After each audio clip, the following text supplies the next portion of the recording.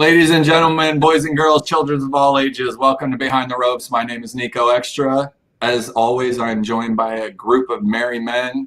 These merry men happen to be none other than Hey Yo Vincent,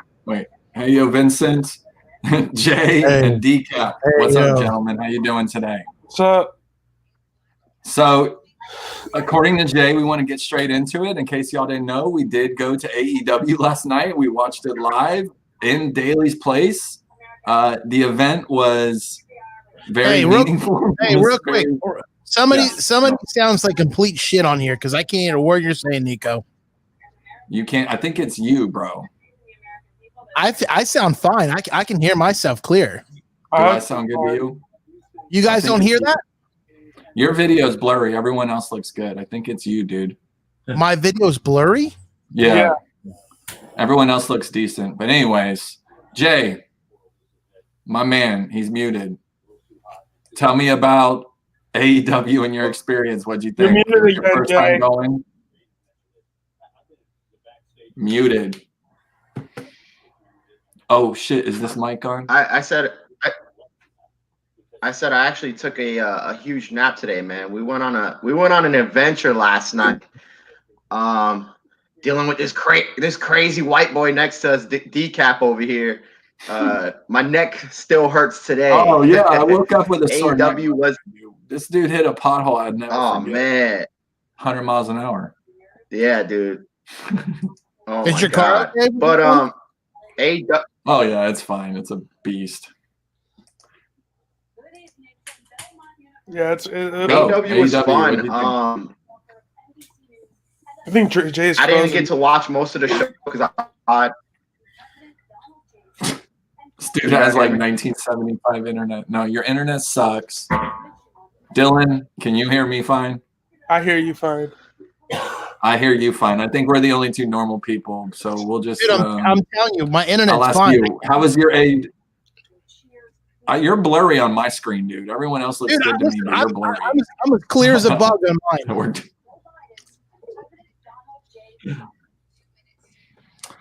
All right, man. Can you hear me good, or am I stuttering?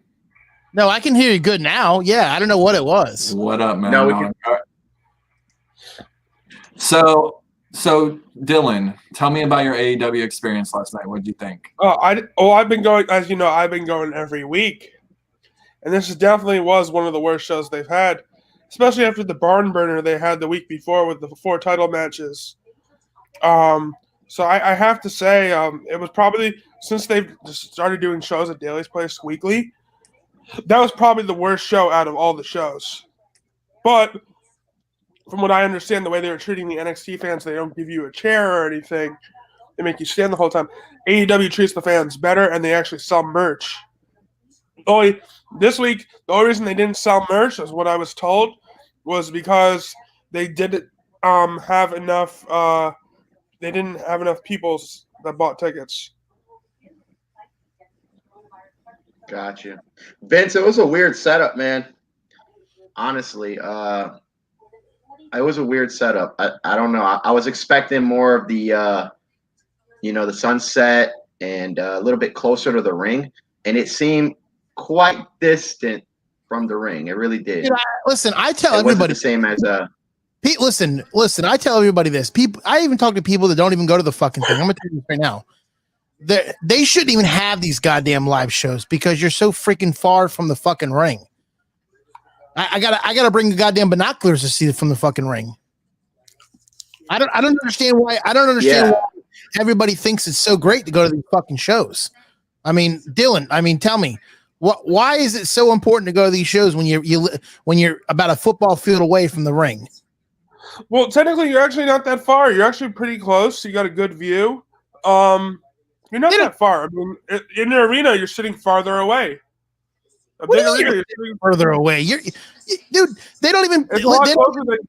If I go to Amway Center and I sit farther away from the ring and higher up than I do at Daly's Place, I sit closer to the ring, and it's lower. And it's just being there, interacting with the talent, even like just being there singing Jericho's song is so awesome.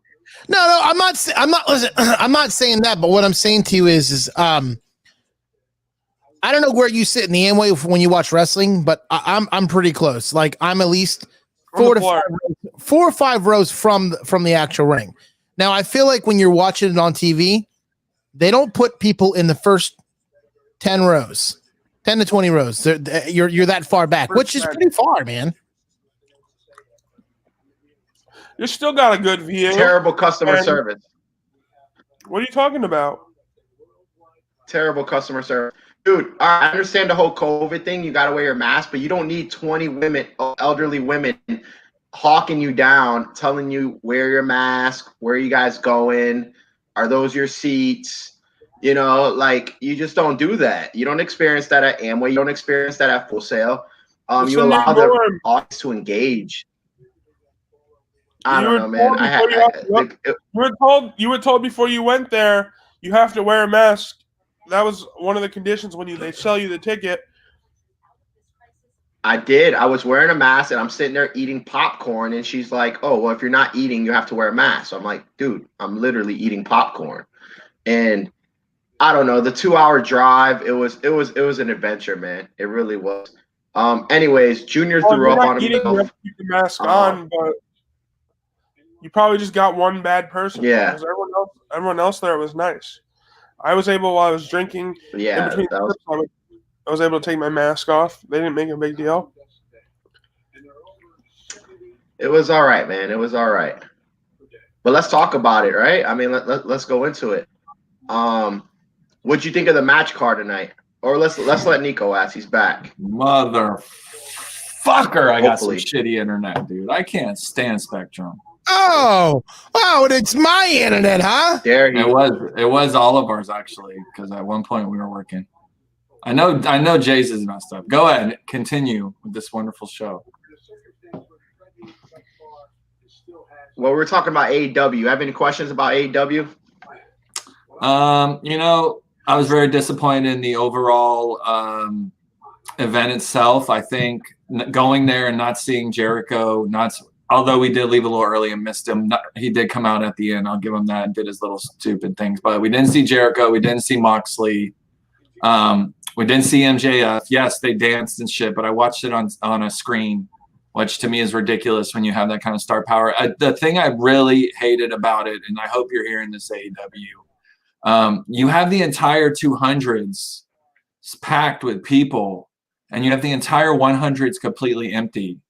And it makes no sense whatsoever that we're all scrumped together in this section, and you got a whole section. You're calling that the family section. Bad move, stupid move. Also, we're far away from all the wrestlers, so it doesn't feel as intimate as it does with NXT. So I'm good. I'm not going to be making any 2-hour drives to watch that shit anymore. No offense to any AEW fans that are listening to this, but that's just not for me. Well, I'll keep watching it on TV, but NXT would keep you far away too. Main roster WWE would keep you far away too. If NXT was 2 hours away, I would not be driving in. No, you're right. Well, I'm going to tell you what I found out last night about NXT, what they're doing to their fans. So NXT, you have to get a COVID test on Tuesday to go for Wednesday. And they don't let you sit. Yeah, but you're still right there. Still. And you have to look through a chain fence. I have a clear vision of the ring at AEW. Well, I mean, I can't. Yeah, but you're 700 feet away from it. You're still interacting, like I don't know. They're not piping in fake noise like WWE does. They're not putting more of a focus on their shitty virtual fans than anyone else. WWE puts more interest into their virtual fans than the real fans that are attending there. I work hard, and the virtual fan can't make any noise. So I'm glad you guys are all getting the down low on you need to take the COVID test on Tuesday to get on Wednesday, because I haven't heard shit, which means I'm not invited and I'm not going on Tuesday or Wednesday. So I hope you guys get that. Going on Tuesday. I'm going to Halloween Havoc on Wednesday. You are going to Halloween Havoc. I got the email today, yeah. Motherfucker, I didn't get no goddamn email. We know who you got it from, douche. I heard you talking yesterday. I'm really happy for you. Let's talk about Hell in the Cell. I know we talked about it a little bit, but it's the main pay-per-view coming up. Oh, can I talk about what match I'm not looking forward to? Sure, which one? The Fiend versus T-Bar. So T-Bar is getting the moment of his life. He will be fighting. Is this final or allegedly? Pre-show. Pre-show. T-Bar versus the Fiend. So The first thing that caught my eye when we're going to talk about Teabag is that the poor man had to change his name from Dominic Dijakovic to T-Bar because of Dominic Mysterio. It didn't cross my mind until I read that they trademarked Dominic for Dominic Mysterio to be that name. So poor Dijakovic has to completely change his name and all his gimmick because there's a younger, more cooler Dominic in town, if you will. So my question to you is, I read this. Why does it matter if there's two Dominics in the fucking WWE? Like, what is crazy? Huh? Vince is crazy like that. Yeah, you're damn right. He's fucking crazy. That motherfucker should lay in the fucking ground, and the Undertaker should take some fucking sand and bury his fucking old ass. You know what a good time to buy WWE stock is? When Vince dies, it's going to be so cheap. It's cheap now. It's like $40 a share. It was at 100 like a year ago. It's crazy. A couple years ago. Both their chief financial officers. Yeah, Stephanie can run it. Well, I'm going to say this. Triple H will be the CFO. Cool. He's got it all figured out. Cool, and I hope he loses to the Fiend. I hope the Fiend. So obviously the Fiend's going to beat T-Bar, right? Unless there's this match isn't going to. There's going to be interference and like. I hope the Fiend takes out all of Retribution because they're all tools. Jay, what happens in T-Bar and the Fiend? Yeah, I'm kidding. It sounds so weird even saying T-Bar. Exactly. Exactly. I just got to tell you how bad. Listen, I haven't watched WWE or AEW in 2 weeks because I feel like both products suck right now. I can't argue with that. It's not a good time in professional wrestling. There's no doubt about it. So Fiend or T-Bar, who you got?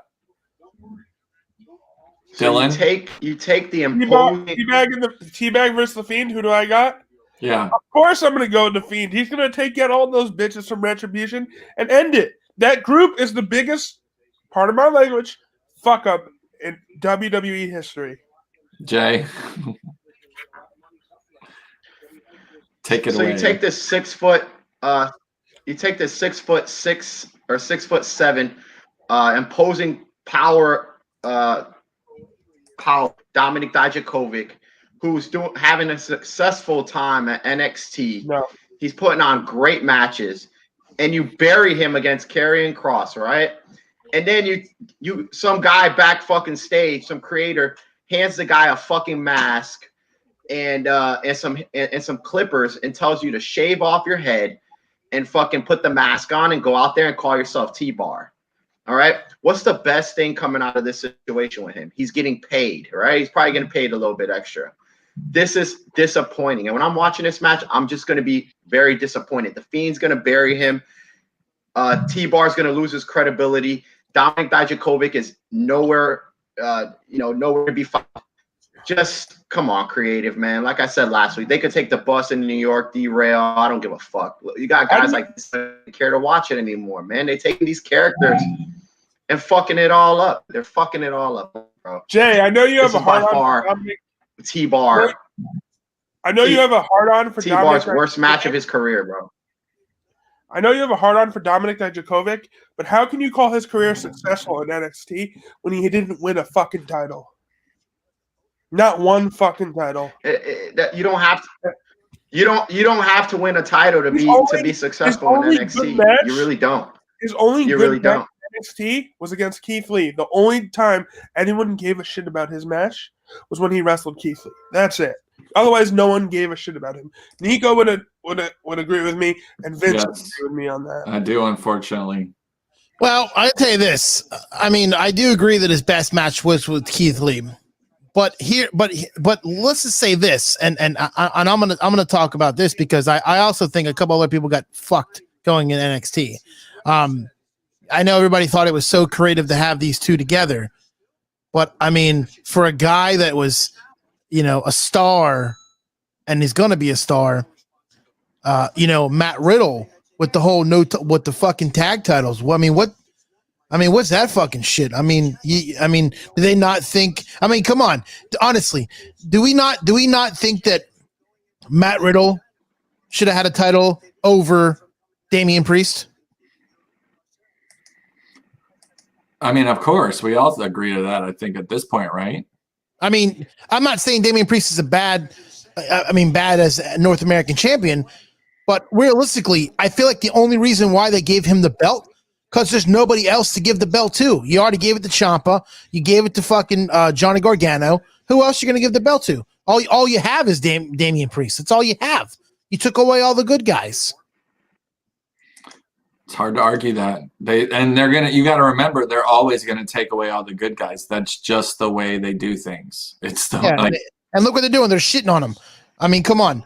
Now Dominic Dijakovic is fucking T-Bar. It's like, I mean, and who gives a shit about Maddox? I mean, that guy got beat up by Brock Lesnar. Now all of a sudden they're going to put him in this freaking retribution. I mean, and then you got Mia Yim, which I think was really good, and now she has a face mask on. I mean, they're just she fucking half time fighting. Where does she disappears like under the ring or somewhere half the time? Something actually happens because it's all guys in the ring. That's just bad story. It's really silly, man. It's really bad story writing right now. I mean, this whole retribution thing is very silly, and I know there's a bunch of faggots out there that are probably Whoa, this bullshit about all this shit, But this, hey man, what? I don't know. All right, let's move on to the next one. Last thing about retribution, the only one who's going to amount to anything from retribution, Mia Yim. I mean, if they're going in the direction they've been going, everyone's in trouble there, the whole group. But it is what it is. We'll have to see how it plays out. I'm sure there'll be some face turns and all this interesting stuff to come in the near future. Roman Reigns versus Jey Uso. Hell in the Cell, I Quit match. Does Uso stand any chance whatsoever against Roman Reigns? I do love the Smackdown ending last week where he said, "You love me, I love you too, Uso," and then he beat the crap out of him with the chair. But would they ever put the belt on Uso at this point in time? Is there any shot that this goes down this way, or is this just another easy pay-per-view for Roman to get by? Jay? Sorry, I forgot I'm hosting here. This match is going to be a solid match. Overall, the pay-per-view is going to be a solid pay-per-view. But I'm imagining this match to be a middle match leading into Survivor Series. I think something's going to turn in this match. There's going to be a swerve in this match where it leads into the next pay-per-view. They're going to drag this out for a few months because it's the family food, man. It's very personal. I'm feeling it. It seems like a damn movie, man, where, two brothers are fighting. It really does. So when I hear Jey Uso saying "I love you," man, that gets me going, man. It really does. It shows me how personal it can get in the history of the Samoan families. I love what they're going with this, bringing in Jey Uso for a title run. And also it gives Jey Uso more credibility, man. The Usos have always been in the back seat, right? No Uso has ever had an individual chance at a title run. So, we're in COVID-19, give these guys a fucking chance, whoever can step up right now. And I think Jey Uso, it's a great storyline, but I don't think this is where it ends.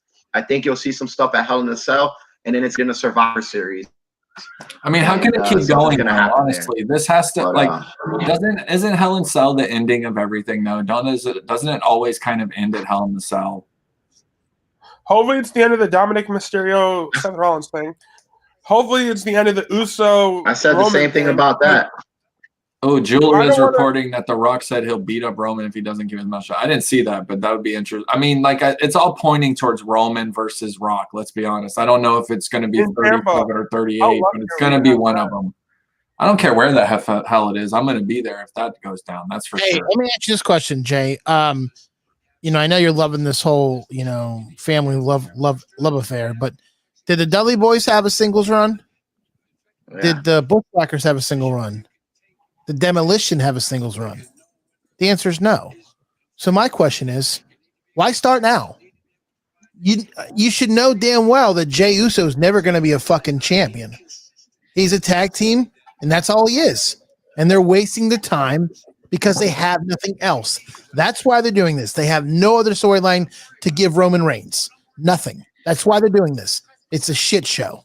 And it hurts when he says, which one are you? Because that shit's real. Like that, they really say that to him. Like, I'm not sure what Uso it is ever either. And I mean, it could be Jay or Jimmy at either any place in time because they are identical twins. So yeah, I mean, you're right, bro. He's never going to amount to Roman Reigns' level.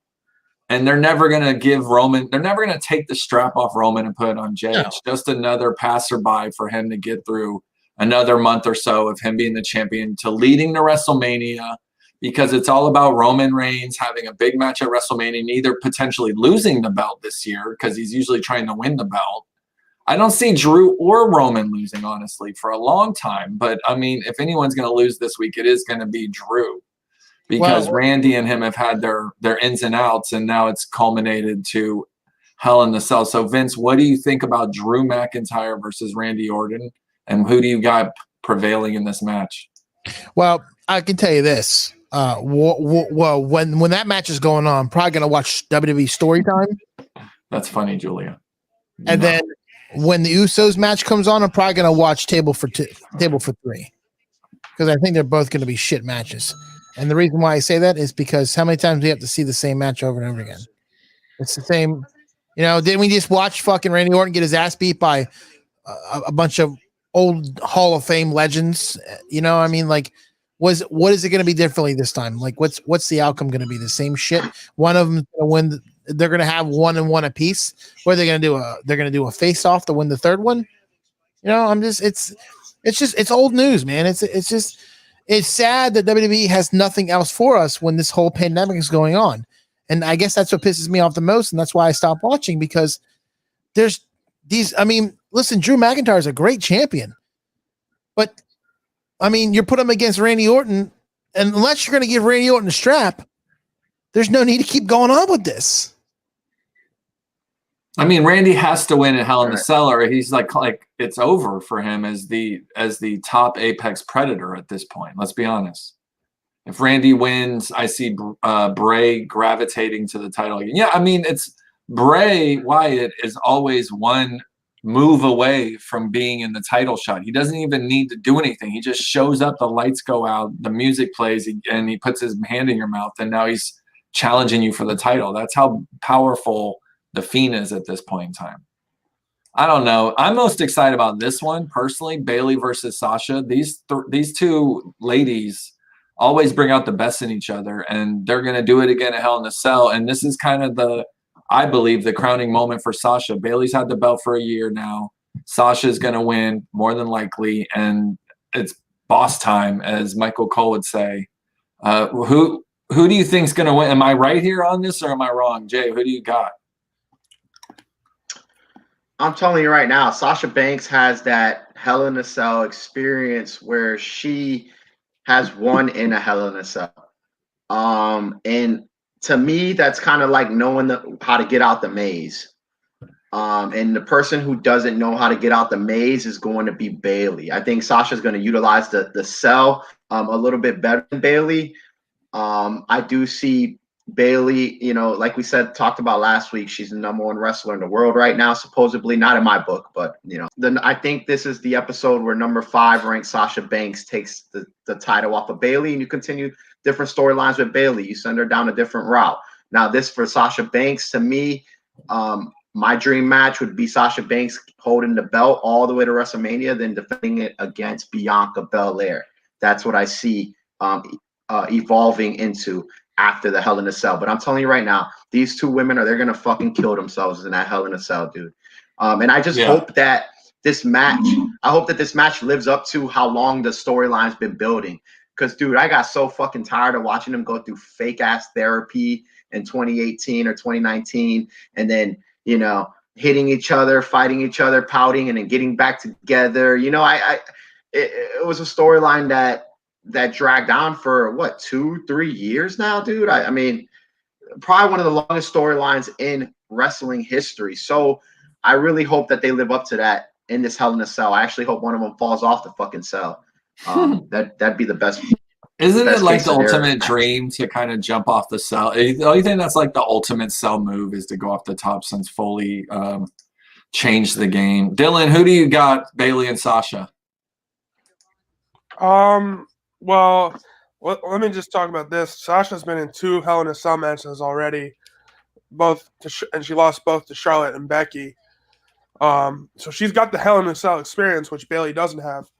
But I think it would make most sense for Sasha to win because Bailey's already done everything she can with the title. So, and I think you got to build Sasha back up again because she can't win the big one. So I feel like Sasha's got to get the win. Yeah, I mean, it seems that way. Vince, what do you think? I think as much as Sasha's been getting her ass beat lately, I don't see why Sasha wouldn't take it. I mean, and honestly, what else after this is all said and done at Hell in a Cell? What else is there to prove with this? Like, what else do they have to prove? I mean, just like Jay said, they had, before the whole therapy thing, they went against each other. They were fighting each other. They did the therapy. They went back. They won all the belts. Now they're fighting again. You see the trend here. It's like they keep reliving a storyline because they can't find something else. Now, after this match with Sasha and Bailey, honestly, guys, what else do they have to prove? Like, what else is they're gonna do? There's nothing left to do. It seems so far away than they won all the belts. It was just like a month or two ago, but it seems like it was forever ago when they had all the gold and they were Bailey, Dos Straps, and Sasha 2 belts or whatever the hell their nicknames were. But I don't know. I'm over it too. I want them to beat the shit out of each other and let's move on. Hopefully, I know if Banks wins, Bailey's going to want a rematch and then that'll go. But it can't go on another 6 months. You never know. Oh, boys, what do you want to talk about? Monday Night Raw, or do we want to go straight to the news and get the hell out of here? No, let's talk about let's skip over Monday Night Raw because I don't give a fuck what happened on Raw. And let's talk about NXT. I mean, that's my opinion, but I didn't get to watch NXT, but you can lead the way. Let me know. You guys talk about it. This guy wants to talk about Matt Riddle. So how about we talk about the Matt Riddle match versus AJ Styles a little bit? So Matt Riddle versus AJ Styles, and now AJ Styles has a security guard, Jordan. Wonderful guy, has a great personality, man. This guy, I would see him all the time at Ale House. He's actually taken my ticket at NXT at times, and I was wondering, why is this a big guy taking tickets at NXT? This guy should be on the basketball courts or doing something in the ring. And then Decap tells me that he fights like Andre the Giant, who you said he fights kind of slow. So Great Khali. I'm wondering Great Khali, there we go. He fights like Great Khali. Man, so I'm wondering what exactly is up with Jordan. So Jordan comes out as AJ Styles' manager, and I think it fit him perfect, man. I really do, man. I like the heel AJ Styles where he has someone to back him up whenever he wants to, jump someone or beat someone up. And also does take away from his credibility when he loses match one-on-one. But I'm not going to lie, I was very disappointed to see Matt Riddle lose his first match on Raw. I think they could have done with that. I think they could have had him fight someone else other than AJ Styles since that was his first match on SmackDown. And, I turned off the TV after that, dude. I didn't even get into Raw that deep, to be honest with you. But I don't like where creative's going, man. Creative right now is they're stalling. It seems like they're just stalling time and forcing shit down our throats that, no creativity anymore, man. There's no fresh matches. And that's why, the black and did we all watch the black Raw? and yellow brand's winning right now, man. Did everyone watch Raw? No, I didn't watch Raw. I watched that shit half asleep, bro. Are you kidding me? You tell me NXT is the best show? That is the biggest crack of crap. NXT is not the best show right now, dude. It is not. It is not. It can't even beat AEW in the ratings. So don't tell me NXT is the best. He's not lying. Look at these numbers from this Wow. week. 753 for AEW, 644 for NXT. I'm gonna say this. Last week, 826 for AEW, 651 for NXT. So AEW actually took a pretty large hit this week, comparatively speaking. But yes, you're right. They did win by 100,000. All right. I'll give you that. You also have Chris. You also have Chris Jericho. You also have Chris Jericho over there. You had that beautiful steak dinner Broadway dance performance. What did we think of this? Let's just bring it up and get into it. It's brilliant. You loved it? Did you sit there and clamor the whole time like, wow, this is amazing? I thought it was hilarious. It was brilliant. It was entertaining. And when MJF turns on him, the match is going to be even better. Oh, for sure. He's definitely turning. It's just a matter of time. I mean, I can sum up Raw, and just to sum up, I can do Raw in like 30 seconds. Look, here it goes. So Monday Night Raw. Keith Lee got squashed by Braun Strowman for some reason. Asuka beat Lana, then Lana went through a table.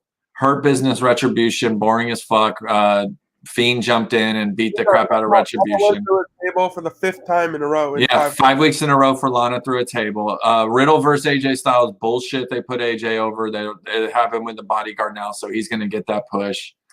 Fiend and Alexa attack Retribution. That was cheesy. That's Raw. There you go. What the hell is Vince doing? He's like talking to it. He's like, "You're a good boy. You're a good boy." Hey, listen. Okay, listen. Hold on. I'm trying to do two things at once. I'm trying to send messages to this company. I want to watch the election just like everyone else. The president. I'm not even watching the election. No, I want to watch it. I'm trying to get after it. So let's just hit the news. Let's get that out of here. Every show doesn't have to be anymore.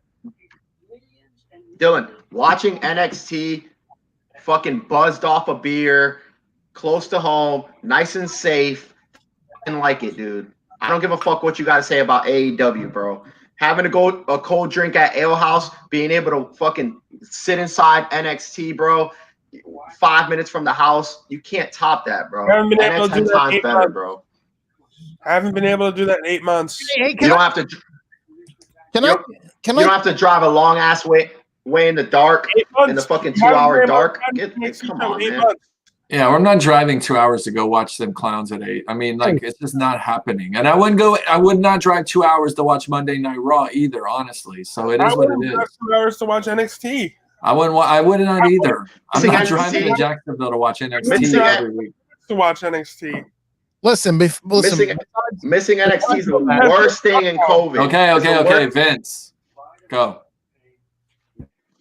I was just gonna say. Besides all this, does anybody listen to Busted Open on Sirius XM?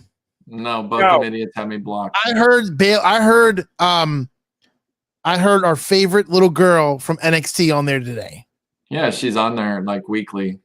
She was on. You picked a beautiful name, by the way, with Behind the Ropes, because there's a guy named Sean Ross Sapp who has a show called Inside the Ropes, but he has hundreds of thousands of followers. So I can't believe. Could call it the name there. I can't believe that Bully Ray and Dave LaGreca on that show bring her on there so she can do her fucking 5 minutes of fucking fame with her bullshit hot tag. Okay, bro. Not now. Dave Meltzer said AJ Styles' bodyguard Jordan is in that role because his ring work hasn't not been impressive. Just like everyone stated, Great Khali. Everything that everyone's speculating could potentially be true, and that his work in the ring sucks, which is why he's getting the Diesel bodyguard sidekick role. Is this just all but confirmed here at this point? And when he went down to do an elbow drop, he hurt himself. I've been told that. Oh, that sucks. I've heard he's gotten hurt multiple times. I mean, he's a big dude. A lot of 7-footers that try to get in this game are going to get hurt because they're so large. Let's move on. Because we were talking about it earlier anyways, about how he looks like Great Khali. He's the best. He's the best thing on Raw. He's very entertaining, no doubt about it, just to see what he's going to do, because I can't wait to see what his next move is. And eventually he'll turn on AJ, which will also be awesome.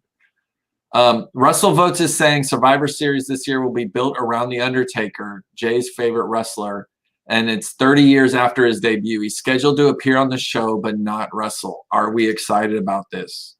Jay. Dude, are we excited? Excited? What? We are ecstatic. We're looking forward. We can't fucking wait for this shit. What the fuck? Undertaker coming back? Get the fuck out of here, dude. I'm having an out of body experience, and that's the best thing that can happen for wrestling right now. His last ride is like 7 months long. It's awesome. I guess he deserves it since he is Maybe the Undertaker. Retribution. Oh, he could take them all out with one choke slam. Are you excited about this, Vince? I mean, No. You don't care about the Undertaker? No, hold on a minute. Wait a minute. I'm not saying I don't care about the Undertaker. All I'm saying to you is would it be cool for him to show up at the show? Of course, sure. It's always good to see the Undertaker. But now they're talking about him doing a match or maybe a run-in. It's like, leave it alone, man. Just retire. Give it up, man. Give the boots up. I mean, I understand you want to keep going, but it's like your last couple matches you had were really not that great. I kind of agree with you, bro. All right, hold on, real quick though. I want to tell this story because it's a big news now, breaking news, and I know it's been around. Orange County Department of Health strike team is investigating the Full Sail campus and the Performance Center. They haven't been at Full Sail for 3 or 4 weeks now. Yes, I understand that, but what I'm saying to you is they're investigating. They're investigating the Thunderdome, Performance Center, and the Full Sail from the whole people getting the COVID. Yeah, because 16 people got corona from there, and he was still like meeting them out. Yes, well, they're talking about shutting down the whole fan thing now because it's saying that. Yeah, but the governor's already opened the floodgates for everything. We can have a full stadium. The governor DeSantis has already opened it up, and we can have a full stadium if we want it right now. Oh, no. Santos, his stupid ass can do it. But I'm going to tell you this right now. Florida is probably one of the hottest spots right now. And it's going to get even worse if Santos goes with it. Listen, Santos is not even a good mayor, okay? He's fucking stupid. Vince always getting it. I love it. He's Governor. All right, we're moving on. Piece of shit.